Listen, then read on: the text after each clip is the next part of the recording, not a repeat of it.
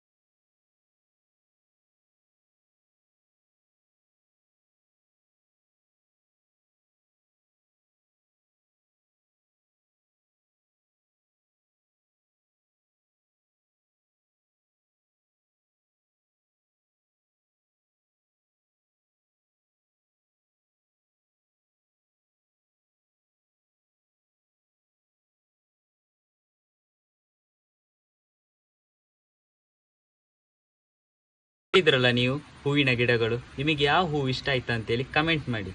ಹಾಗೂ ಈ ವಿಡಿಯೋ ನಿಮಗೆ ಇಷ್ಟ ಆದರೆ ದಯವಿಟ್ಟು ಶೇರ್ ಮಾಡಿ.